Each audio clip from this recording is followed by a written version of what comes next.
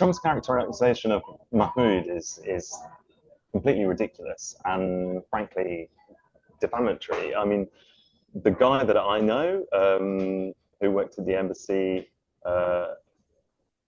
was a kind and deeply conscientious guy, and nobody I worked with would say any different. The idea that Trump has painted him as some sort of extremist and danger to the public is ridiculous, but also really dangerous. And you know, I worry about the longer term consequences for Mahmoud and his family because of that. I'm Andrew Waller. I'm a former British diplomat. I worked for the British government for 10 years. I did postings in Mali, in Jordan, and short postings in Afghanistan and Libya. I also worked for 2 years for the UK office for Syria. I met Mahmoud whilst I was working for the UK office for Syria. Mahmoud had been working there for a while before I joined. I think he joined in May 2018, and I joined the office in 2020. And so I worked with him for 2 years whilst we were both working in that team. Mahmoud's main role, he was the Chevening Scholarship Officer. So he ran the Chevening scheme for Syria. Chevening is a sort of scholarship that the UK government offers to students from around the world. So just about every country has one of these schemes, and they bring some of the brightest students to UK universities to study.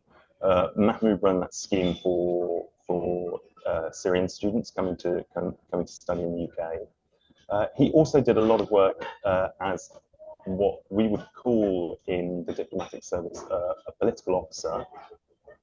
So he was a sort of locally engaged member of staff at the embassy who would help with our contextual understanding of Syria, with his linguistic skills, his contacts, and his knowledge of the situation there.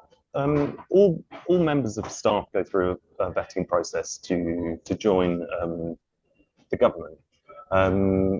There is a fairly standard process, but it is taken extremely seriously, and particularly in an embassy. So the UK office for Syria is essentially the British government's embassy for Syria, but in exile, because the government doesn't have formal relationships with the Syrian government.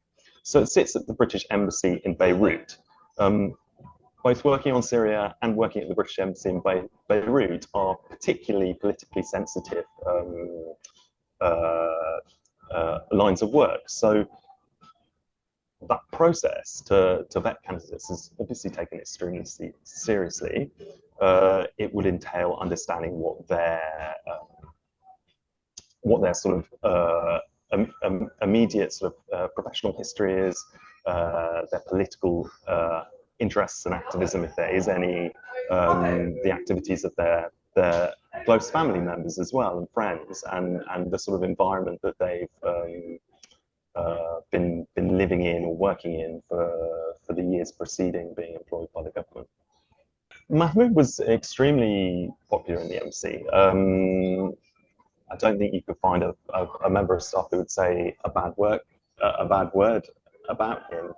He was tremendously good at his work. He was very knowledgeable, very conscientious, very mild-mannered, actually.